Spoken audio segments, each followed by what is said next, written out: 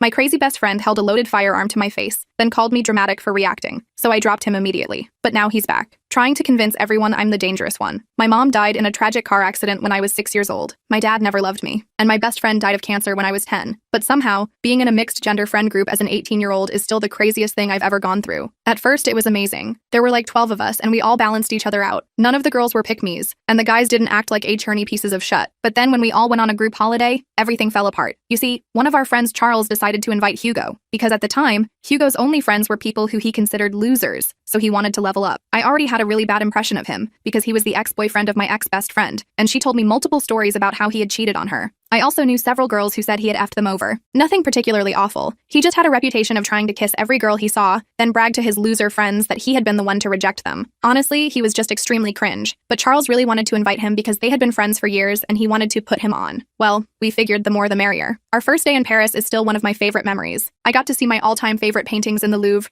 and we all ate beautiful pasta with white wine by the glimmering Eiffel Tower. Literally the dream, like, ugh, I want to go back. Anyway, the next day was amazing too, but then came nighttime. We all wanted to go to this club that had a literal fish tank inside of it, and to save money, we all drank beforehand. Legal drinking age in France is 16. That's when I learned just how R-worded Charles really is. He insisted on taking one of our friends, Ella, on one of the rent scooters, and Ella agreed, which I thought was a little strange considering she had a boyfriend, but who am I to judge? So when me and the rest of the group got there, we headed inside. The only reason we got in was because there was just one boy and 2 girls. Good ratio. It was so beautiful, and me and my friend Daisy popped our French kitty cat like we ate down. After just 20 minutes, Hugo came running up to us. Ugh, guys, Ella fell off the scooter and she's over-exaggerating the pain, so they're not getting in. I rolled my eyes and we asked Hugo if we should go check on them. Nah, it's chill, let's just stay here, he said, so we simply took his word for it. The rest of the night was amazing until it was time to go home. I myself had so much fun, and I was so drunk that I couldn't stop talking about how fun it was. But when we saw Charles again, he was angry. Like, really angry. Except no one would tell us why. I remember sitting on my bed beside the balcony, listening to Charles and Hugo talk shit about me, saying how selfish I was. And Daisy must have heard me crying in the bathroom, because she came in and comforted me. She told me I wasn't selfish, and that I was the nicest girl she'd ever met. Little did I know, things were about to get extremely messy. The next day, Charles and Hugo were straight up ignoring me and Daisy. And Charles had a huge crush on Daisy, so she found out the information for me. Turns out, Ella had in fact fallen off her scooter. But it wasn't just a fall. It got so bad that the paramedics had to come and stitch her up. And of course, the entire time Hugo was telling Charles that me and Daisy were refusing to leave the club because we just wanted to kiss French guys. He even claimed that Daisy was trying to lead him on. Like what? I didn't even flirt with a single guy. And Hugo was rejected by so many girls that he ended up having to kiss a 30-year-old woman. For the next few days, there was a lot of tension between us. I sort of stopped caring after a while because I knew none of it was my fault. But as soon as the drama died down, Hugo stirred it back up again. Suddenly, Ella was telling me crazy things he'd say about me. And whenever I was near him, he went out of his way to treat me kindly. It was honestly disgusting. The only person who really took my side was Daisy, who also hated him by this point. Then came the final night of the trip. 5 of our friends had come for the last day, and were staying in an Airbnb nearby. When I heard this, I practically jumped for joy, because one of the boys was Jack, my all-time boy bestie who I adored. As soon as we heard they arrived, we, drunkenly, scooted towards them. Unfortunately, I forgot that Jack is an a-hole. He can best be described as one of those straight men who desperately want to be the gay best friend. So when I opened the door, he started shoving me away at full force. He even closed the door on my head. Looking back, it was definitely to impress the girls, and because he was practically in love with me. But why would abusing your friend impress them? Anyway, at the time I was too drunk to understand things clearly, so I cried on the side of the road. Jack even made one of our male friends, Pedro, cry too. But I guess I didn't realize how effed up Jack was, because out of nowhere he pulled out a gun from the Airbnb room. My heart stopped for a second, then started racing so fast I thought it might burst out of my chest. Chill, it's not loaded, Jack laughed, but his eyes had this weird intensity I'd never seen before. They were cold and calculating, like he was enjoying our fear. Pedro stepped between us, his voice shaking. Put that away, man. That's not funny. His hands were trembling, but he stood his ground, positioning himself as a shield between me and the GN. Jack waved it around like it was a toy, pointing it at each of us. You should see your faces right now. The barrel swung from Pedro to me and back again, and I couldn't breathe, couldn't move, couldn't do anything but stare at the weapon that seemed impossibly large in Jack's hand. My heart was pounding so hard I thought I might throw up. Even hammered, I knew this was beyond messed up. The hallway suddenly felt too small, too hot, too dangerous. That's when Marcus, Ella's boyfriend who'd come with Jack, grabbed the gene from him. What the hell is wrong with you? He hissed, checking the chamber. This is real, you psycho. His fingers moved expertly over the weapon, and I wondered briefly where he'd learned to handle GNs. Jack's face changed then, like he realized he'd crossed a line he couldn't uncross. It was just a joke, he muttered, but nobody was laughing. The silence in that hallway was deafening, broken only by the sound of my own ragged breathing. We all backed away, stumbling into the street. I couldn't stop shaking. My teeth were chattering even though the night wasn't cold, and my legs felt like they might give out at any moment. Pedro put his arm around me while I sobbed, and I noticed tears streaming down his face too. His whole body was trembling against mine, and I realized he'd been just as terrified as I was. "Let's go back to our place," Daisy whispered, pulling us away from the Airbnb. Her voice was gentle but firm, a lifeline in the chaos of the moment. We walked through the dark streets in silence, the beauty of Paris now completely lost on us. We spent that last day in Paris trying to salvage what was left of our trip. The Eiffel Tower was just as magical the second time around, but there was a heaviness hanging over us. The sparkling lights seemed dimmer somehow, the magic of the city dulled by what had happened. Pedro kept checking his phone nervously, and Daisy seemed lost in thought. The pastries we bought from a little bakery tasted like ash in my mouth, and even the perfect espresso couldn't wake me from the fog I felt trapped in. "They're posting on Instagram," Pedro finally said, showing us his screen. There was Hugo, Charles, Jack, and Ella, posing with wine glasses at some fancy rooftop bar. Their smiles looked forced to me, but maybe that was just because I knew what was behind them. The caption read, "Real friends don't need drama to have fun, #ParisBound, #no negativity." The hashtags felt like a direct attack, a public declaration that we were the problem. I felt my stomach twist. They're really trying to make it seem like we're the problem. The sunlight reflecting off Pedro's phone screen hurt my eyes. Or maybe it was just the sight of Jack smiling like nothing had happened, like he hadn't pointed a gene at us hours earlier. "Let them," Daisy said firmly. "We know the truth." She squeezed my hand, her palm warm against mine, and I tried to draw strength from her certainty. But knowing the truth didn't make it hurt any less. These were people I'd trusted, people I'd been excited to travel with, and now they were actively trying to paint me as some kind of drama queen. The weight of their betrayal sat heavy on my chest, making it hard to breathe as we walked along the Seine, the water glittering in the afternoon sun. We returned to the apartment late that evening to find everyone already packing for our flight the next morning. The atmosphere was frigid. Charles and Hugo barely acknowledged our existence, moving around us like we were furniture rather than people they'd once called friends, while Jack made a point of loudly talking about how much better their day had been without certain people bringing everyone down. His voice carried across the apartment, each word designed to cut deep. I was folding my clothes when Ella approached me in our shared room. For a moment, I thought maybe she was going to apologize or at least explain herself. Her face was unreadable as she stood in the doorway, watching me pack my favorite sweater. "You know," she said quietly, "Hugo told me what you've been saying about me." She crossed her arms over her chest, her posture defensive. I froze. "What?" My hands stilled on the half-folded sweater, my mind racing to understand what she was talking about. That I'm desperate, that I throw myself at guys for attention. Her eyes were cold. He showed me the texts. She pulled out her phone as if ready to show me evidence. My jaw dropped. "What texts?" "I never said anything like that." My voice came out higher than I intended, squeaky with shock and confusion. She just gave me a look of disgust. "Save it. I thought we were friends." She turned on her heel and walked out, leaving me standing there in shock, the sweater still clutched in my hands. Before I could respond, she walked out, leaving me standing there in shock. I immediately grabbed my phone and texted Daisy. "Did you hear what Ella just accused me of?" My fingers trembled as I typed, making me hit backspace several times to correct mistakes. Daisy appeared in my doorway seconds later, her face grim. "Hugo's creating fake screenshots. He just tried to show me proof that you called me a pick-me behind my back." Her hair was still damp from the shower, and she looked exhausted. "That's insane." I felt sick. Why would he do this? My stomach churned with a mixture of anger and disbelief. How could someone go to such lengths to hurt people they barely knew? "Because we know too much," she said simply. "About him and Ella. About his lies." She sat down on the bed beside me, the mattress dipping under her weight. That night, I barely slept. I kept thinking about Hugo methodically turning everyone against me, creating fake evidence, spinning narratives. The sounds of Paris at night filtered through the window, distant car horns, laughter from a nearby restaurant, the occasional siren, but they felt like they belonged to another world entirely. It was calculated and cruel in a way I couldn't comprehend. What kind of person puts this much effort into destroying someone? I stared at the ceiling, watching the headlights from passing cars create moving patterns of light and shadow, my mind unable to quiet down. The flight home the next day was excruciating. Our once unified group was now clearly split. Hugo, Charles, Ella, and Jack sat together, occasionally glancing back at me, Daisy, and Pedro with smug expressions. The rest of the group seemed confused by the division, but chose to stay out of it, creating a no-man's land of empty seats between the two factions. The drone of the airplane engines couldn't drown out the tension that filled the cabin. I thought, hoped, that once we were back home, things would cool down, that maybe distance would give everyone perspective. I was wrong. 3 days after we returned, the real bomb dropped. I woke up to my phone exploding with notifications. The constant buzzing pulled me from a deep sleep, and I squinted at the bright screen in my dark room. Jack had posted a lengthy Instagram caption about toxic friends, alongside a photo from our Paris trip. He didn't name names, but it was obvious who he was talking about. "Some people will show their true colors when they don't get the attention they crave," the post read. Lying about serious situations, like someone pulling a real GN, just for sympathy is next-level crazy. Paris taught me who my real friends are. The words blurred as I read them, my brain refusing to process the blatant lies. The comments were flooded with people asking what happened, and Jack was happily filling them in, with a completely fabricated version of events. According to him, I had a meltdown because he gently asked me to leave them alone. Then I made up a story about him threatening me with a GN to get sympathy. My hands shook as I scrolled through comment after comment,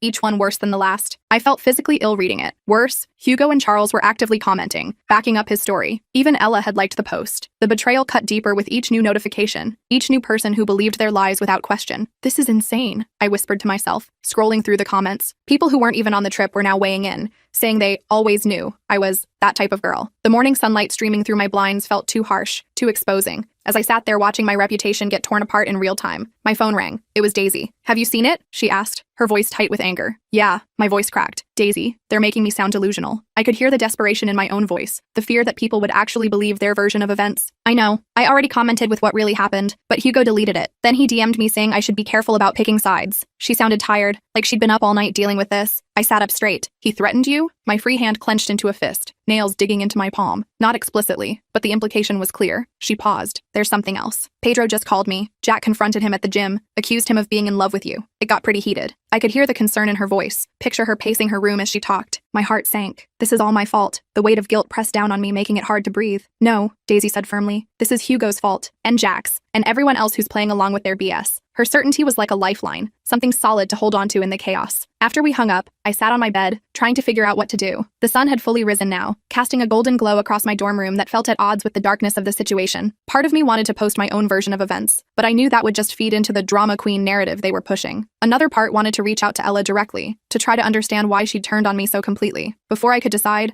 my phone buzzed with a text from an unknown number. "Hey, it's Marcus, Ella's boyfriend. Can we talk?" The message glowed on my screen, unexpected and concerning. My stomach dropped. I'd only met Marcus a few times, but he seemed like a nice guy. Did he know about Ella and Hugo? Should I tell him? I stared at the message for a long minute, weighing my options, before finally typing back, "Sure. When and where?" I agreed to meet him at a coffee shop near campus. When I arrived, he was already there, looking tired and upset. His normally neat hair was disheveled, like he'd been running his hands through it repeatedly, and there were dark circles under his eyes. "Thanks for coming," he said as I sat down. "I know this is weird, but I didn't know who else to ask." He fidgeted with his coffee cup, turning it in circles on the table. "About what?" I wrapped my hands around my own cup, drawing comfort from its warmth. "Ella broke up with me yesterday. She said she needed space, but then I saw her Instagram story. She was with Hugo at some party." He looked at me with sad eyes. "Were they? Was something happening in Paris?" His voice cracked slightly on the question. I hesitated. The truth would hurt him, but he deserved to know. The coffee shop buzzed with activity around us. Students typing on laptops, baristas calling out orders, the hiss of the espresso machine, but it all felt distant compared to the intensity of this conversation. Pedro saw them kissing in the stairwell at the Airbnb, I admitted. "I'm sorry." I watched his face fall, saw the moment when suspicion hardened into certainty. Marcus nodded slowly, like he'd already suspected as much. "And Jack? Did he really pull a gun?" His eyes searched mine, looking for the truth. I tensed. Yes, it wasn't loaded according to him, but it was definitely real. "Marcus, you were there. You took it from him." My voice remained steady despite the memory of fear that flashed through me. His expression darkened. "I did, and I've known Jack since high school. He collects weapons. That GN was his pride and joy, and he knows exactly how terrifying it looks. That wasn't a joke. It was intimidation." He ran a hand through his hair, making it stand up even more. "But why?" I asked, genuinely confused. "Why would he want to scare me?" The question had been haunting me since that night. Marcus sighed. "Jack's been weird lately, competitive about everything. When I told him I was thinking of proposing to Ella after graduation, he got all strange about it." He looked down at his coffee, swirling it absently. That was news to me. "You were that serious?" I couldn't keep the surprise from my voice. "I thought we were." He looked down at his coffee. "Guess not." The bitterness in his voice was palpable. We talked for almost an hour. The coffee shop slowly emptied around us as the morning rush ended, leaving us in a quiet corner with cold drinks and heavy revelations. Marcus filled me in on things I hadn't known, like how Jack had apparently had a thing for Ella for years, even before she and Marcus got together. How Jack had been the one to suggest inviting Hugo to Paris in the first place, claiming it would round out the group. "It's like he orchestrated this whole thing," Marcus said, realization dawning on his face. "Get Hugo there to tempt Ella, knowing Hugo's reputation with girls, then swoop in when it all falls apart." His fingers tapped a nervous rhythm on the table as the pieces fell into place. I felt a chill. Had Jack really been that calculating? It seemed far-fetched, but then again, so did pulling out a real GN as a joke. The sunlight coming through the coffee shop windows suddenly felt cold rather than warm. As we were leaving, Marcus stopped me. "About that GN thing, Jack knows exactly how terrifying it is. That wasn't a joke. It was him showing off power, and now he's trying to gaslight you about it because he knows how bad it makes him look." His eyes were serious, his jaw set with certainty. I walked home with my mind racing. The pieces were starting to fit together, but the picture they formed was uglier than I'd imagined. The campus looked the same as always. Students lounging on the grass, professors hurrying to classes, tour groups wandering through, but everything felt different now, tainted by what I'd learned. When I got back to my apartment, Daisy was waiting for me. Her expression told me something else had happened. She was sitting on my couch, her phone clutched in her hand, her face pale with anger. "Hugo's DMing me constantly," she said, showing me her phone. "At first he was trying to convince me you were lying about everything. Now he switched tactics. She handed me her phone, her fingers trembling slightly. I scrolled through the messages. Hugo had started by questioning my character, suggesting I had a history of creating drama for attention. When Daisy defended me, he pivoted to sympathy. I'm just worried about her. One message read. She seems unstable. Remember how she cried on the side of the road in Paris? That's not normal behavior. The words made my stomach turn. The casual way he twisted reality to suit his narrative. She cried because Jack slammed a door on her head and then pulled out what looked like a real gene. Daisy had responded. Anyone would be upset. Her defense of me brought tears to my eyes. That's her version. But think about it. Why would Jack do that? He's always been chill. Just stick to the story. She was hammered and dramatic. You were joking around. She's exaggerating for attention. The manipulation was so blatant it was almost laughable, if it wasn't so disturbing. I felt sick reading his attempts to manipulate Daisy. He's trying to gaslight you about something you literally witnessed. I handed the phone back, my hand shaking slightly with anger. I know. And the worst part is, he's doing this to everyone. She took her phone back. Pedro says Hugo reached out to him too, acting all concerned about his obvious feelings for you and how you're using him for support. She tucked a strand of hair behind her ear, her movements agitated. That's ridiculous. I didn't even know Pedro had feelings for me until Paris. The idea was so absurd I almost laughed, despite everything. Daisy nodded. Hugo's trying to isolate you, turn everyone against you or make them doubt themselves for believing you. The afternoon sun streaming through my apartment windows cast harsh shadows across her worried face. The realization hit me like a truck. This isn't just about Paris anymore, is it? This is about Hugo wanting to destroy me for some reason. The thought made me cold all over, despite the warmth of my apartment. I think so. And Jack's using it to his advantage to cover up his own behavior. She reached for my hand, squeezing it reassuringly. We spent the rest of the evening documenting everything. Screenshots of Hugo's messages to Daisy, Jack's Instagram post and comments, everything we could think of that showed their pattern of lies and manipulation. The soft clicking of our keyboards and the occasional sigh were the only sounds in my apartment as we worked. It wasn't much of a defense,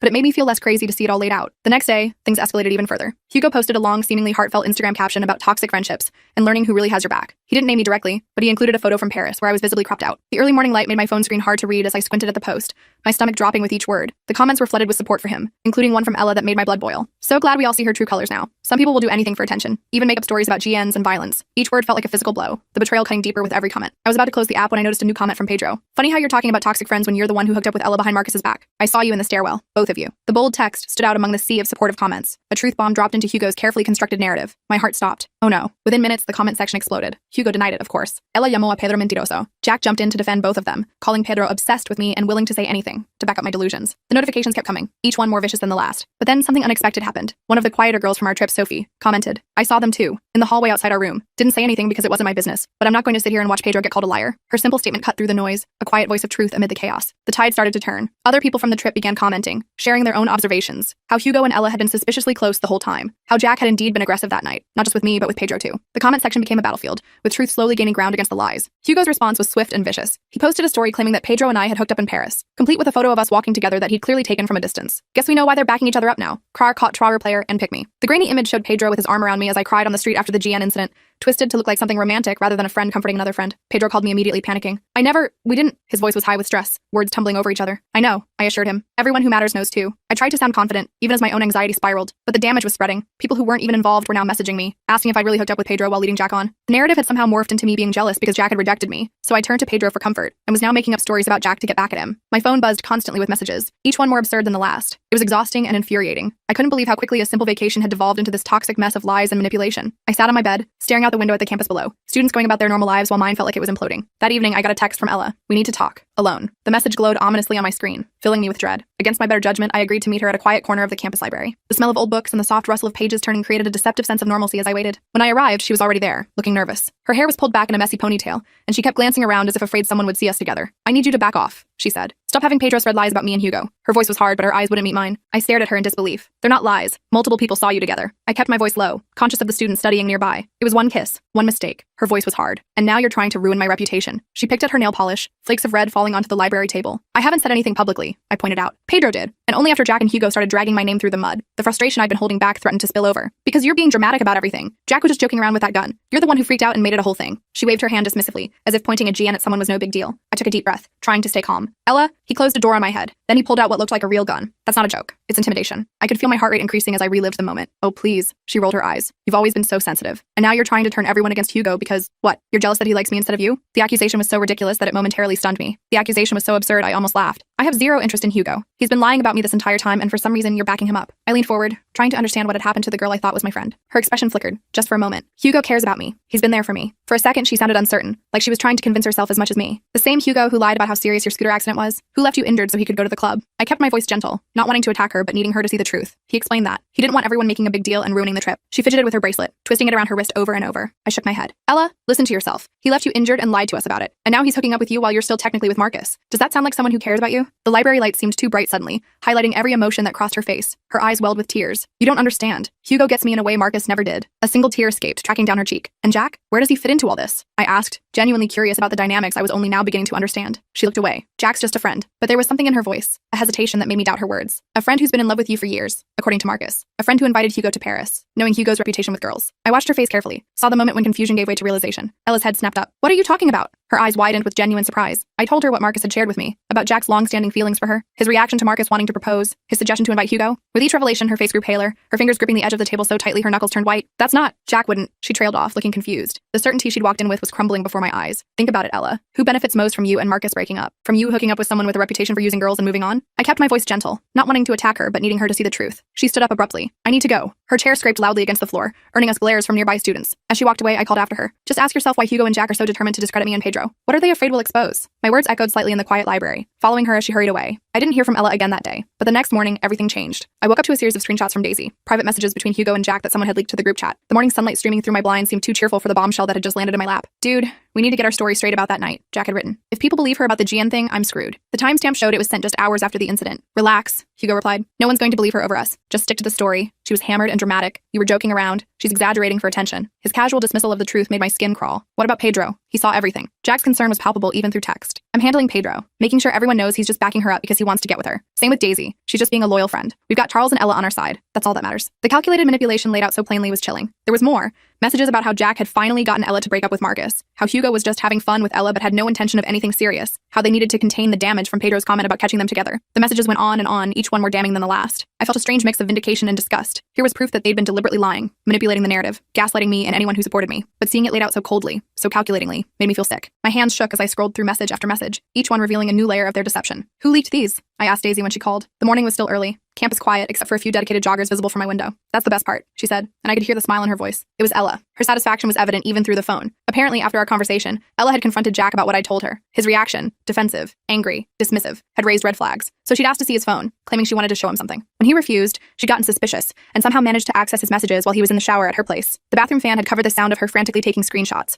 her hand shaking as she uncovered more and more evidence of their deception. What she found confirmed everything I'd said, and worse. Jack and Hugo had been plotting together from the beginning. Jack had invited Hugo to Paris specifically to tempt Ella, knowing Hugo's reputation. He'd been counting on Hugo to hook up with Ella and then discard her, leaving Jack to comfort her, and finally have his chance. The plan was so calculated, so manipulative, that it made my skin crawl just thinking about it. She's devastated, Daisy said, and furious. She forwarded everything to the group chat and then blocked both of them. I could hear the vindication in Daisy's voice, the relief that finally the truth was out. The fallout was immediate and spectacular. Charles, who had been backing Hugo and Jack, went silent when confronted with the evidence. The rest of the group was horrified by the calculated manipulation. Jack's Instagram post about me was flooded with new comments calling him out for lying. The tide had turned completely, washing away their carefully constructed narrative in an instant. Hugo tried to claim the messages were fake, that Ella was making them up because he'd rejected her, but it was too late. The screenshots showed his distinct typing style, references to conversations only he and Jack would know about, timestamps that aligned with events from the trip. No one was buying his desperate denials. Jack took a different approach. He posted a long, rambling apology on his Instagram, claiming he'd gotten caught up in the moment, and let his feelings for Ella cloud his judgment. He admitted the GN was real, but insisted it wasn't loaded and he'd just been trying to lighten the mood. He even tried to throw Hugo under the bus, saying Hugo had been the one pushing him to discredit me. His attempt to save face was transparent and pathetic. Nobody was buying it. By that evening, the tide had completely turned. People were messaging me with apologies for believing Jack and Hugo. Charles sent a lengthy text admitting he'd been wrong to take their side without hearing mine. Even some of Jack's other friends reached out, saying they'd always known he had issues but never thought he'd go this far. The campus that had felt hostile just days before now seemed to be rallying around me, offering support I hadn't expected. The only person I hadn't heard from was Ella, until my phone rang around midnight. The soft glow of my bedside lamp was the only light in my room as I answered, unsure what to expect. I'm so sorry, she said immediately, her voice thick with tears. I should have believed you from the start. The raw emotion in her voice was unmistakable. It's okay, I said, though part of me wasn't sure if it was. You got manipulated too. I sat up in bed, pulling my knees to my chest as I listened. No, it's not okay. I said awful things about you. I let Hugo convince me you were lying, when deep down I knew you wouldn't make something like that up. She took a shaky breath. And I cheated on Marcus, with someone who was just using me as part of some twisted game with Jack. Her voice broke on the last words. I didn't know what to say to that. She had cheated, and Hugo had used her. Those were facts. The silence stretched between us, filled only by the sound of her quiet sniffles. I broke up with Marcus because I genuinely thought I had feelings for Hugo, she continued. But now I see it was all just, I don't know, the excitement of Paris, the attention Hugo was giving me. I fell for his whole act. The regret in her voice was palpable.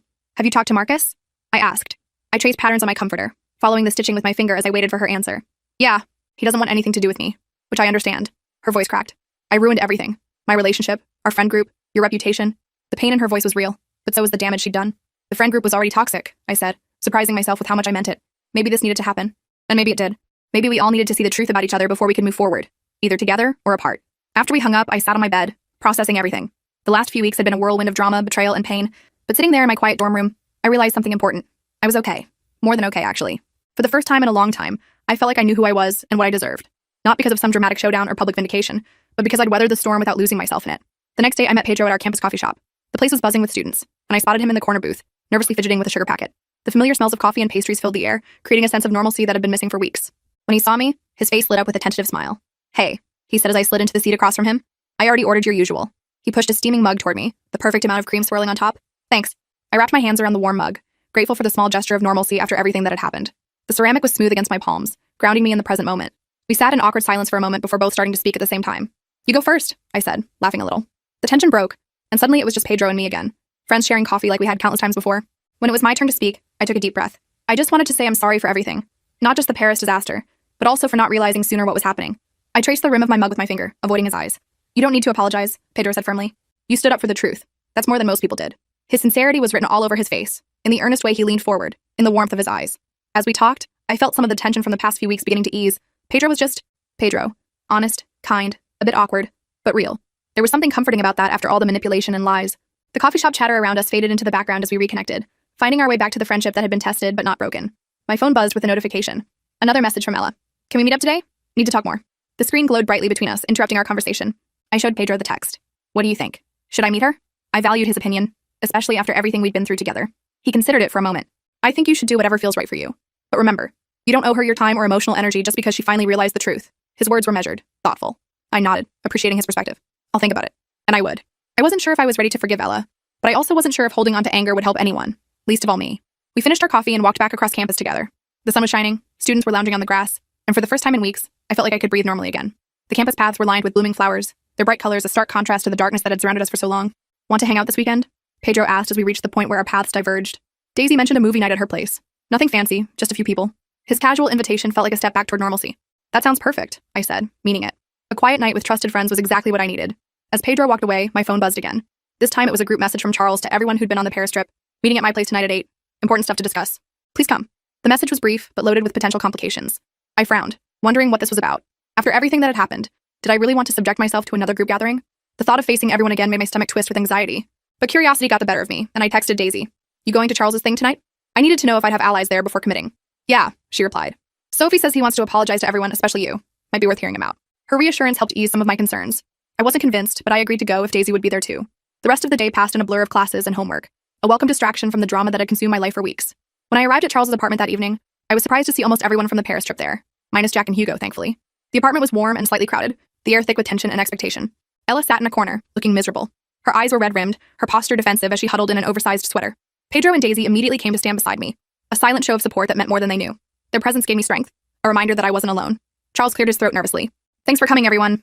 I wanted to get us all together because I owe a lot of you an apology." He looked directly at me. "Especially you. I believed Hugo and Jack's lies without question, and I helped spread them. That was wrong, and I'm truly sorry." His voice was steady, but his hands fidgeted at his sides, betraying his nervousness. I nodded, acknowledging his words, but not quite ready to forgive completely. The apology was a start, but it couldn't erase the hurt his actions had caused. "I also wanted to let you all know that I've cut ties with both of them," Charles continued. "What they did, manipulating everyone, gaslighting, that GN incident, it's unforgivable." His face was serious, his usual joking manner completely absent. Murmurs of agreement rippled through the room. I noticed Ella wiping away tears. The soft lamplight caught the moisture on her cheeks, making them glisten. "So what now?" someone asked. "Is our friend group just over?" The question hung in the air, heavy with implications. Charles looked around the room. "That's up to all of you. But I think we need to acknowledge that what happened in Paris revealed some serious issues that were probably always there. Maybe we need to rebuild on a healthier foundation." His words were thoughtful, more mature than I'd expected from him. The conversation continued, with people sharing their perspectives on what had happened. Some admitted they'd seen red flags with Jack or Hugo before but had ignored them. Others expressed regret for not speaking up sooner. The room felt both tense and cathartic, like we were lancing a wound that had been festering for too long. When it was my turn to speak, I took a deep breath. I appreciate everyone who's apologized and acknowledged what happened, but I think I need some time and space to process everything before I can move forward with this group. My voice was steady despite the nerves fluttering in my stomach. There were nods of understanding. No one tried to pressure me or make me feel guilty, which was refreshing after weeks of manipulation. The respect for my boundaries felt like a small victory. As the gathering wound down, Ella approached me hesitantly. "Can we talk? Just for a minute?" Her voice was small, uncertain. I glanced at Daisy, who gave me an encouraging nod. "Sure," I said, following Ella to Charles's balcony. The cool night air was a relief after the stuffy apartment. Outside, the night air was cool against my skin. Ella leaned against the railing, looking out at the city lights. The distant sounds of traffic and music created a backdrop to our conversation, a reminder of the world continuing beyond our drama. "I broke up with Hugo," she said. "Not that we were officially together or anything, but I told him I never wanted to speak to him again." She wrapped her arms around herself, as if trying to hold herself together. "Good for you," I said, meaning it. Despite everything, I didn't want to see her hurt anymore. He tried to convince me the messages were fake. Can you believe that? Even with the evidence right there. She shook her head. "I was so stupid." Her voice cracked on the last word. "You weren't stupid," I said. "You were manipulated by someone who's really good at it." The city lights blurred slightly as I remembered how convincing Hugo could be, how easily he twisted reality. Ella turned to face me, her eyes shining with tears. "Why are you being nice to me? After everything I said about you?" Her confusion was genuine, her remorse palpable. I considered the question. Because I know what it's like to be manipulated and gaslit, and because holding on to anger is exhausting. The truth of my own words surprised me. When had I decided that forgiveness was an option? I don't deserve your forgiveness, she whispered. The breeze caught her hair, blowing strands across her face. Maybe not yet, I admitted. But I'm willing to give you the chance to earn it. And I was. Not for her sake, but for mine. Because carrying resentment was a weight I no longer wanted to bear. We rejoined the others inside, where the conversation had shifted to lighter topics. It felt strange, almost surreal, to be laughing with these people after everything that had happened. But also, healing, somehow. Like the first warm day after a long winter. As I was leaving, Pedro caught up with me in the hallway. You okay? His concern was evident in the furrow of his brow, the careful way he studied my face. Yeah, I said, surprised to realize it was true. I think I am. And for the first time in weeks, I believed it. The next few days passed in a blur of classes and study sessions. I deliberately stayed off social media, needing a break from the drama. The campus routine was comforting. Morning coffee at the same cafe, familiar faces in lectures, the rhythm of academic life that continued regardless of personal chaos. Daisy kept me updated on the essential stuff, like how Jack had apparently transferred to a different university after several people came forward with stories about his aggressive behavior, or how Hugo had tried to damage control by posting a tearful apology video that no one was buying. On Friday night, I went to Daisy's movie night as planned. It was small, just Daisy, Pedro, Sophie, and a couple of other friends who hadn't been part of the Paris trip. We watched bad horror movies, ate too much pizza, and laughed until my sides hurt. The simple pleasure of being with people who genuinely cared about me was something I'd taken for granted before Paris. But now I treasured it. It felt normal in a way nothing had in weeks. As Pedro was walking me back to my dorm afterward, he brought up something unexpected. Marcus called me yesterday, he said. He wanted to know if you were okay. The streetlights cast long shadows as we walked, the campus quiet at this late hour. I raised my eyebrows. Really? That's nice of him. I was genuinely surprised that Marcus would check on me after everything that had happened. Yeah. He also mentioned that Jack's been telling people you're the reason he had to leave school, that you falsely accused him of threatening you with a real GN. Pedro's voice was tight with anger as he relayed this information. I stopped walking. Are you kidding me? The peace had been feeling shattered, replaced by a familiar anxiety. Pedro shook his head. Marcus shut him down immediately. Said he'd seen the messages between Jack and Hugo and knew the truth. But I thought you should know Jack's still trying to spin this. He stuffed his hands in his pockets, looking troubled. I sighed, feeling the weight of it all settling back on my shoulders. Will this ever end? The question came out more vulnerable than I intended. It will, Pedro assured me. People already know the truth. Jack's just desperate now. His confidence was reassuring, a reminder that I wasn't facing this alone. When I got back to my room, I found myself staring at my phone, tempted to check Jack's social media and see what he was saying about me. The screen glowed in my dark room, a portal to potential pain. But I resisted. His opinion of me didn't matter anymore. Instead, I texted Marcus. Pedro told me you defended me to Jack. Thank you. It felt important to acknowledge his support, even if we weren't close. His response came quickly. No need to thank me. Jack's shown his true colors to everyone now. The simple message was oddly comforting. We chatted for a while, and I found myself enjoying the conversation. Marcus was thoughtful and funny in a quiet way I hadn't noticed before. When he suggested getting coffee sometime, I surprised myself by agreeing. After everything that had happened, the idea of making new connections rather than dwelling on broken ones felt right. The weekend passed peacefully, but Monday brought new drama. I walked into my first class to find people staring and whispering. The familiar classroom suddenly felt hostile, the whispers following me like shadows. Daisy rushed over to me, her face flushed with anger. Have you seen what Ella posted? She asked, pulling out her phone. Her eyes were wide with disbelief. My stomach dropped. No, what now? I braced myself for whatever new betrayal was coming. Daisy showed me Ella's Instagram.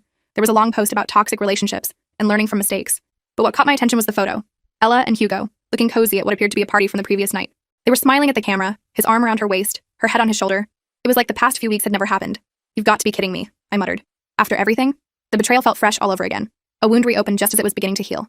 Keep reading, Daisy said grimly. Her finger hovered over the screen, pointing to the caption. I scrolled down to the caption. Sometimes the people you think are toxic are just misunderstood.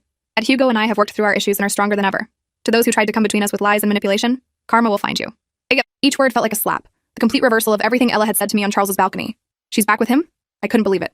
After the screenshots, after he admitted to using her, the classroom around us faded away as I tried to process this new development. Daisy nodded. And she's implying you were the manipulative one. Her disgust was evident in the curl of her lip, the hardness in her eyes. I handed the phone back, suddenly tired. You know what? I don't care anymore. They deserve each other. And surprisingly, I meant it. The Ella drama, the Hugo manipulation, the Jack lies, it all felt distant somehow, like it had happened to someone else. The bright morning sunlight streaming through the classroom windows seemed to illuminate a new path forward, one that didn't include toxic people or endless drama. That afternoon, I met Marcus for coffee as planned. We talked about everything except Paris. Classes, favorite movies, childhood memories. It was refreshing to have a conversation that wasn't weighed down by drama. The coffee shop buzzed with normal activity around us, a reminder that life goes on despite personal upheavals. You seem different, Marcus observed as we were leaving. More, I don't know, centered maybe? He held the door open for me as we stepped out into the afternoon sunshine. I considered this. I think I am. The whole Paris disaster was awful, but it taught me a lot about who I can trust and who I can't, about standing my ground even when people try to make me doubt myself. The realization felt important. A lesson hard won, but valuable. Marcus nodded. For what it's worth, I admire how you handled everything. You didn't sink to their level, even when it would have been easy to. His sincerity was evident in his eyes, the gentle way he spoke. His words stayed with me as I walked to my next class. Had I really handled it well? There were moments I'd wanted to lash out, to post my own version of events, to make sure everyone knew exactly what Jack and Hugo had done. But something had held me back. Not fear, but a sense that adding more fuel to the fire wouldn't help anyone, least of all me. The campus paths were filled with students rushing to class, all with their own dramas and challenges. reminding me that my story was just one of many.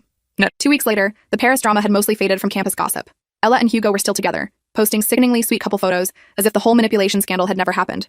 Jack had apparently transferred again after his reputation followed him to his new school. Charles had settled into a quieter role in our reformed friend group, still clearly carrying guilt about his part in everything. The seasons were beginning to change, leaves turning golden and red, a visual reminder that nothing stays the same forever. And me? I was doing better than I'd expected.